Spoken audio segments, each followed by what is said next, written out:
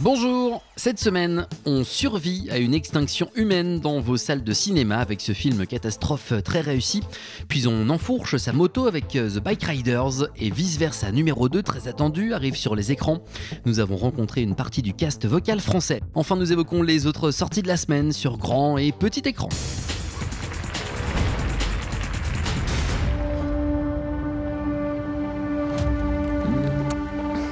Sur son bateau, cette famille fête l'anniversaire de son dernier. La fête vire au cauchemar quand des phénomènes paranormaux arrivent. Les pôles magnétiques sont en train de s'inverser. Mayday, Mayday, ici Orca, c'est la tempête, on a besoin d'aide. Papa, il est où l'océan? Dans un monde dévasté, la famille survit. Mais il va falloir compter sur d'autres dangers. La comédienne Emily Dequesne est l'héroïne principale de ce survival movie et hérite d'un rôle très physique. La dernière fois que ça s'est passé, c'était il y a plus de 700 000 ans. L'océan pourrait revenir. Ce sera d'une très grande violence.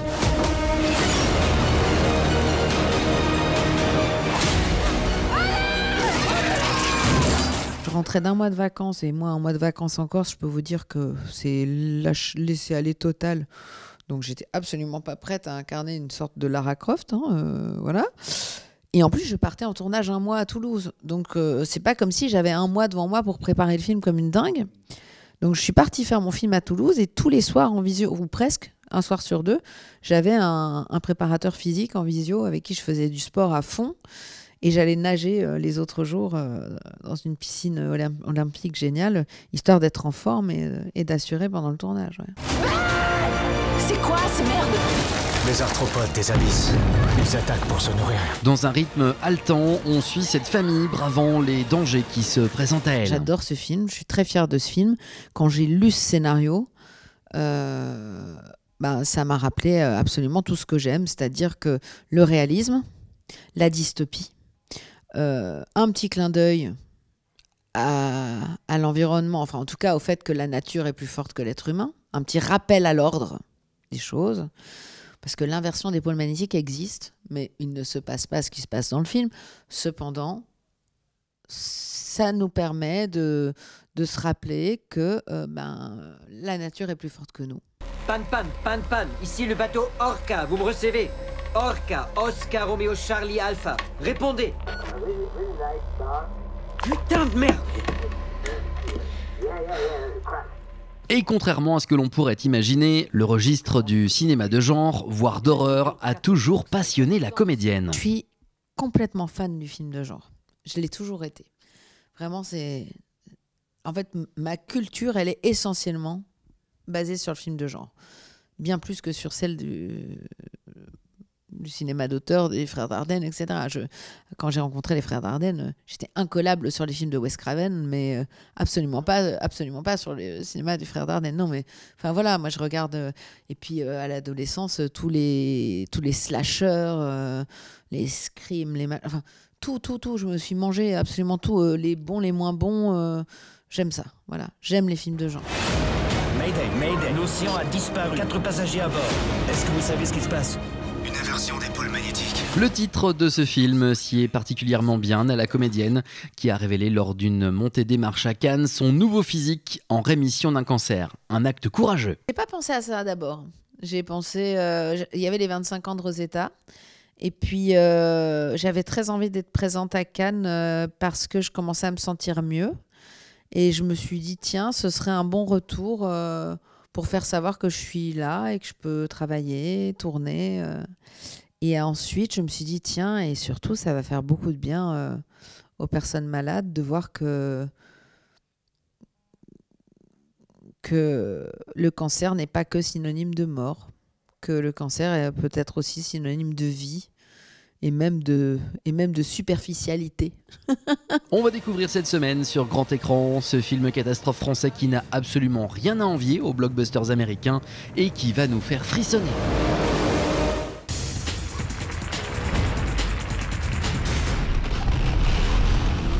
Je pense fonder un club de balade.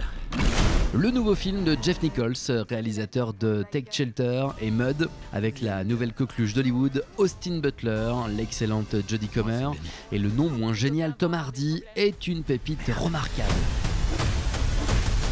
Il met en scène dans les années 60 la naissance, la vie et le destin d'une bande de motards, les Vandales, au travers des regards croisés de 3 figures fascinantes. On a des liens avec personne, alors le club c'est un lien entre nous. Et c'est toi le président? Je m'appelle Johnny. On est les Vandales. Cathy, une jeune femme au tempérament bien trempé, Benny, un jeune motard ténébreux, et Johnny, l'énigmatique chef du gang. Il y est question de grands espaces, de liberté, de gros cylindres, d'amitié, de loyauté et bien entendu d'amour, mais pas que. Hé!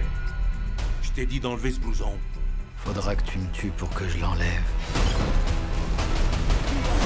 Le film du scénariste-réalisateur est librement inspiré du livre de photos du même nom, publié en 1967 par Danny Lyon, offert à Jeff Nichols par son frère il y a quelques années. Il faudra beaucoup de temps pour que Jeff Nichols se décide à en faire un film. I'm very not comfortable in this world, you know. I grew up in the American South, so this dialect in the Midwest, I'm not very familiar with. I wasn't very comfortable writing in it. I didn't grow up around motorcycle culture. That kind of intimidated me, if not scared me. And so there were a lot of things about this world that I just did not feel like I could just dash off. I had to kind of immerse myself in it.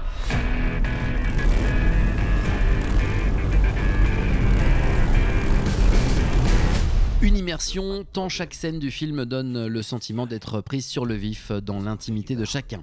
On est en apnée avec toute la première moitié du film, comme dans un documentaire road movie, pour petit à petit se centrer sur le triangle amoureux formé par 3 principaux personnages. Par sa maîtrise, l'ensemble du film renvoie au cinéma de Scorsese en général et à un film en particulier, Les Affranchis. Goodfellas is a examination of a subculture. And I saw in Danny's book the ingredients for a subculture, of how to show a subculture. And so that's really the same. It's like, how do I make a first hour of a film that really adheres to no plot, but keeps the audience engaged and makes them fall in love with this world? And that's where I turned to Goodfellas. Tous ces jeunes gars, c'est pas le genre à suivre quelqu'un qui aurait pas la carrure.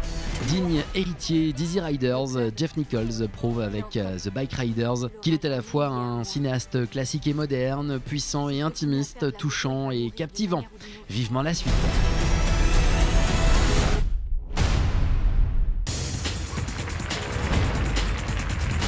Alors, Riley, et ce stage? C'était bien. Elle part en stage pendant 3 jours et on a le droit qu'à... C'était bien! Quoi? Elle part en stage pendant 3 jours et on a droit qu'à... C'était bien! Oui, pourquoi pas? Quel délire! Retour au match! Ça va, oui. Riley, que l'on a découvert dans l'excellent Vice Versa, revient dans ce Vice Versa 2. Sauf qu'elle arrive à l'adolescence, âge charnière. Riley est officiellement une adolescente. T'as pas encore fait ton stage? Je suis complètement nulle. Un peu excessif, non? Mais j'ai rien fait, je l'ai à peine touché! C'est l'excellente idée des auteurs pour nous entraîner dans une nouvelle aventure au cœur du cerveau de la jeune fille avec ses multiples personnages et tout autant de comédiennes pour les doubler. Je me souviens surtout de la fin du 1 où ils voient le bouton puberté et où ils se disent, à mon avis, c'est rien. Et de finir comme ça en étant vraiment mort de rire, en sachant ce qui va arriver, c'était génial. C'était une vraie bonne nouvelle de savoir qu'on allait enfin appuyer sur ce bouton et que les problèmes allaient commencer. Percer ce bouton. Laissez faire la professionnelle. Je suis trop répugnante, je sortirai plus jamais de cette chambre. Ouais, ça va être sympa les 10 prochaines années. Et de nouvelles émotions viennent envahir la jeune Riley. Je suis anxiété, je suis ta fan numéro 1 depuis toujours. Je fais partie des nouvelles émotions de Riley. Waouh. Elle fout le bordel, mais à chaque fois, ça part toujours d'un bon sentiment. C'est vraiment, c'est par amour pour Riley, donc on peut pas lui en vouloir vraiment. Mais oui, elle va être l'intrigue du coup de ce vice-versa, effectivement, puisque à cause d'elle, elle va un peu embrouiller notre Riley qui va remettre en doute qui elle est vraiment. Voilà, tout ça pour essayer d'intégrer un groupe d'amis, de se faire accepter par les autres. Elle va oublier un peu qui elle est vraiment. Mais moi, je me rappelle très bien de la mienne, ouais, c'était pas facile. Mais je pense que c'est facile pour personne. Moi, je pense que les gens qui ne font pas de crise d'adolescence, parce que ça arrive, ils la font après, et c'est terrible. Parce que c'est comme la varicelle, il faut la faire petit. Hein. Ouais, pour que ce soit moins douloureux. Nous nous avons une mission à accomplir. Moi, je prépare notre avenir. Tu veux venir avec nous? Ces filles sont trop cool. Faut pas qu'elles sachent qu'on attendait que ça. Je m'en occupe. Joie, je me disais que peut-être que je pourrais essayer de... Merci, pas maintenant. Yeah.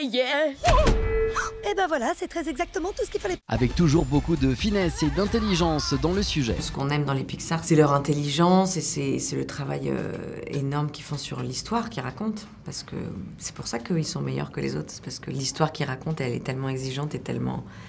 Il y a même de la matière à étudier dans les écoles avec un Pixar. Il y a une dimension une psychologie, même scientifique en fait du rapport aux émotions. Ça tombe tellement juste que c'est un travail thérapeutique qui se fait avec les parents, avec les enfants, avec les ados, avec les plus petits. Avec les adultes aussi, ça marche. De nouveau, les studios Pixar frappent fort avec ce second opus de Vice Versa, très réussi. Le film d'animation séduit petits et grands et n'oublie pas les ados au passage. L'opération Nouvelle Riley commence. Venez, Riley a besoin de nous. Est-ce que je t'ai déjà envoyé dans le mur? Presque à chaque fois.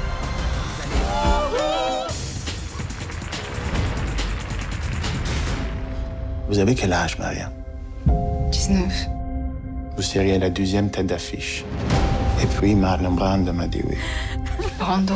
1972, Bertolucci tourne son dernier tango à Paris avec Maria Schneider et Al Pacino. Jessica Pallu revient sur ce film sulfureux à travers le regard d'une comédienne pas prête à la gloire et au scandale. On est dimanche soir, c'est la Saint-Valentin, il est vers 2h du matin, il y a cette femme qui m'appelle et elle est coincée dans un ascenseur et moi j'arrive à trouver personne pour la dépanner. Une romance avec ce Elle et lui et le reste du monde. Victor Belmondo intercepte l'appel d'une jeune femme coincée dans un ascenseur. Quelque chose se passe entre eux, il part à sa rencontre, mais l'ascenseur se débloque. Un Dupieux en chasse un autre. Voici qu'arrive en vidéo, en DVD, Blu-ray et VOD, l'hommage à l'extravagant Salvatore Dali, porté par une interprétation multiple et donc très originale, celle de Gilles Lelouch, Jonathan Cohen, Édouard Baird ou même Pio Marmaille. Monsieur Dali, s'il vous plaît. Je ne vous entends pas, là, en ce moment même, il y a une pluie de chiens morts. La semaine prochaine, la famille Hendrix arrive sur les écrans et ça va chanter à tue-tête avec Danny Boone et Laurent Sarnet. Nous découvrons cet enfant qui mesurait le monde avec Bernard Campan et Les Infaillibles arrivent sur vos petits écrans. Je n'ai pas de pudeur en ce qui concerne les sentiments. Elle reste simple et naturelle, Émilie Dequesne qui était avec nous cette semaine dans votre matinée pour son rôle dans Ce Survivre, à découvrir cette semaine dans les salles.